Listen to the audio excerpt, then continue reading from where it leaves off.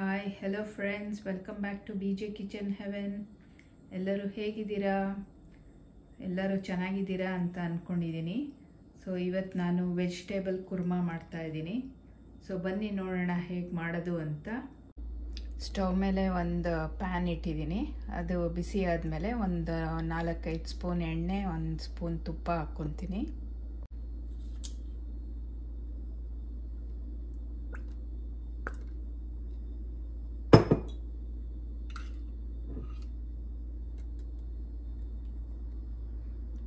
So ಇದು ಬಿಸಿ ಆದಮೇಲೆ ಗರಂ ಮಸಾಲೆ ಹಾಕ್ಕೊಳ್ಳೋಣ.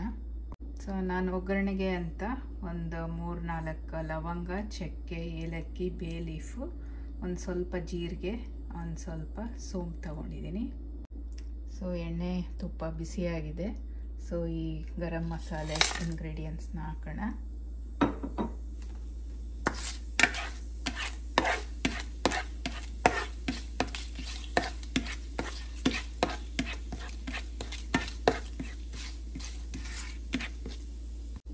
ಸೊ ಈಗ ಸಣ್ಣದಾಗಿ ಕಟ್ ಮಾಡಿರೋ ಒಂದು ದೊಡ್ಡ ಈರುಳ್ಳಿ ಹಾಕ್ತಾ ಇದ್ದೀನಿ.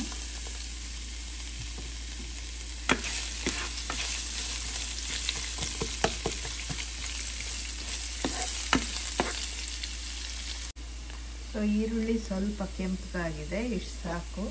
ಸೊ ಈಗ ಶುಂಠಿ ಬೆಳ್ಳುಳ್ಳಿ ಪೇಸ್ಟ್ ಹಾಕ್ತಾ ಇದ್ದೀನಿ, ಒಂದು 2 ಸ್ಪೂನು.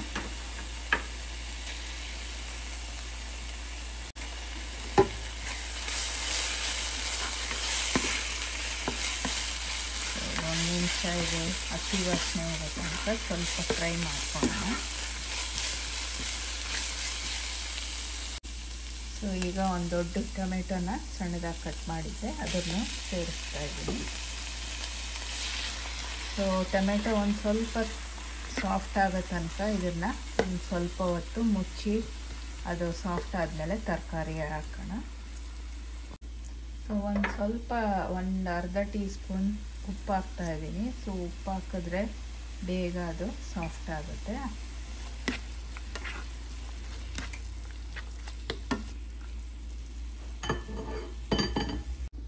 ಸೊ 2 ನಿಮಿಷ ಆಗಿದೆ. ಈಗ ತರಕಾರಿಗಳನ್ನ ಇದಕ್ಕೆ ಸೇರಿಸೋಣ.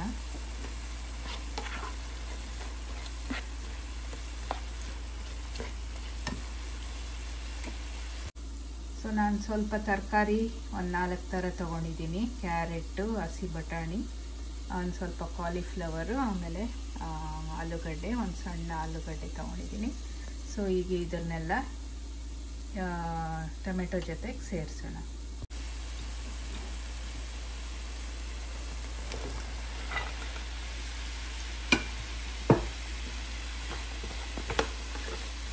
ಚೆನ್ನಾಗಿ ಮಿಕ್ಸ್ ಮಾಡೋಣ.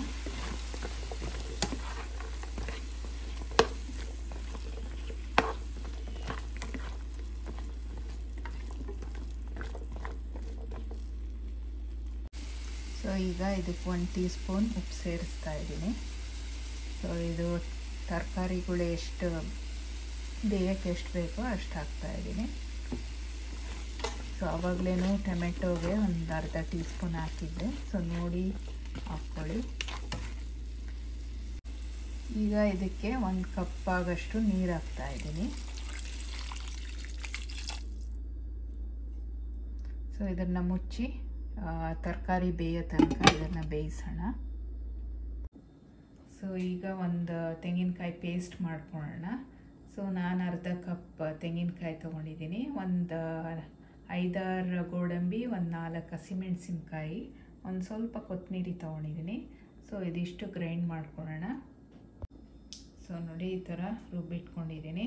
ತರಕಾರಿ ಬೆಂದಮೇಲೆ ಇದನ್ನು ಸೇರಿಸೋಣ. ಸೊ ಈಗ ಒಂದು 5 ನಿಮಿಷ ಆಗಿದೆ. ಇದಕ್ಕೆ ಈಗ ಒಂದು ಅರ್ಧ ಟೀ ಸ್ಪೂನ್ ಅರಿಶಿನ ಸೇರಿಸ್ತಾ ಇದ್ದೀನಿ. ಅರಿಶಿನದ ಪುಡಿ, ಒಂದು ಸ್ವಲ್ಪ ಖಾರದ ಪುಡಿ, 1 ಟೀ ಸ್ಪೂನ್ ಸೇರಿಸಿದ್ದೀನಿ. ಒಂದು ಸ್ವಲ್ಪ ಕಾಶ್ಮೀರಿ ಚಿಲ್ಲಿ ಪೌಡರು, ಆಮೇಲೆ 1 ಟೀ ಸ್ಪೂನು ಧನಿಯಾ ಪುಡಿ ಸೇರಿಸ್ತಾ ಇದ್ದೀನಿ. ಸೊ ಇದನ್ನೆಲ್ಲ ಮಿಕ್ಸ್ ಮಾಡೋಣ. ಸೊ ಈಗ ಚೆಕ್ ಮಾಡ್ಬೋದು ತರಕಾರಿ ಬೆಂದಿದೆಯಾ ಇಲ್ವಾ ಅಂತ. ಸೊ ಇದು ಮುಕ್ಕಾಲು ಬೆಂದಾಗ ತೆಂಗಿನಕಾಯಿ ಪೇಸ್ಟ್ ಸೇರಿಸೋಣ. ಸೊ ಇದು ಇನ್ನೊಂದು ಸ್ವಲ್ಪ ಬೇಯಲಿ, ಆಮೇಲೆ ತೆಂಗಿನಕಾಯಿ ಪೇಸ್ಟ್ ಸೇರಿಸೋಣ. ತೆಂಗಿನಕಾಯಿ ಹಾಲು ಕೂಡ ಹಾಕ್ಬೋದು ಪೇಸ್ಟಿಗೆ ಬದಲು. ಸೊ ಈಗ ನೋಡೋಣ ತರಕಾರಿಗಳು ಬೆಂದಿದೆಯಾ ಇಲ್ವಾ ಅಂತ.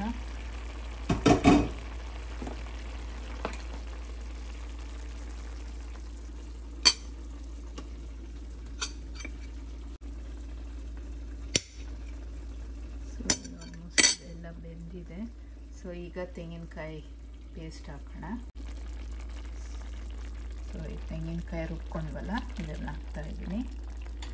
ಸೊ ಮುಕ್ಕಾಲು ಎಲ್ಲ ತರಕಾರಿಗಳು ಮುಕ್ಕಾಲು ಬೆಂದಾಗ ತೆಂಗಿನಕಾಯಿ ಹಾಕಿದ್ರೆ ಕರೆಕ್ಟಾಗಿ ಇದೊಂದು ಸ್ವಲ್ಪ ಹೊತ್ತು ಕುದಿಸ್ತೀವಲ್ಲ, ಒಂದು 2-3 ನಿಮಿಷ. ಸೊ ಆಗ ತರಕಾರಿಗಳೆಲ್ಲ ಪರ್ಫೆಕ್ಟಾಗಿ ಕುಕ್ ಆಗುತ್ತೆ. ಸೊ ಈ ಟೈಮಲ್ಲಿ ಉಪ್ಪೆಲ್ಲ ಚೆಕ್ ಮಾಡ್ಕೊಬೋದು, ಉಪ್ಪು ಖಾರ. ಸೊ ಸಾಲಿಲ್ಲ ಅಂದರೆ ಸೇರಿಸ್ಕೊಬೋದು. ಸೊ ಈಗ ಇದನ್ನು ಒಂದು 2-3 ನಿಮಿಷ ಕುದಿಸ್ಕೊಳ್ಳೋಣ. ಸೊ ಆಗ ಎಲ್ಲ ಹಸಿ ವಾಸನೆ ತೆಂಗಿನಕಾಯ್ದೆಲ್ಲ ಕಂಪ್ಲೀಟಾಗಿ ಹೋಗಿ ಅದು ಪರ್ಫೆಕ್ಟಾಗಿ ಕುಕ್ ಆಗುತ್ತೆ. ಸೊ ಈಗ ಒಂದು 4 ನಿಮಿಷ ಆಗಿದೆ. ಸೊ ಎಲ್ಲ ತರಕಾರಿಗಳು ಚೆನ್ನಾಗಿ ಬೆಂದಿರುತ್ತೆ. ಸೊ ಈಗ ಸ್ಟವ್ ಆಫ್ ಮಾಡಿಬಿಡೋಣ.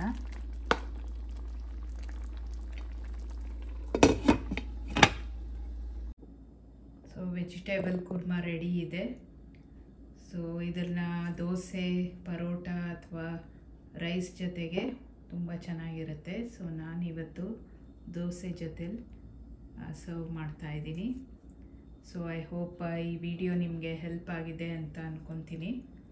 ಸೊ ನೀವು ಟ್ರೈ ಮಾಡಿ, ಆಮೇಲೆ ಈ ವಿಡಿಯೋ ಇಷ್ಟ ಆದರೆ ಲೈಕ್ ಮಾಡಿ. ಸೊ ಮುಂದಿನ ವಿಡಿಯೋಲ್ಲಿ ಸಿಗೋ ತನಕ ಟೇಕ್ ಕೇರ್, ಬಾಯ್.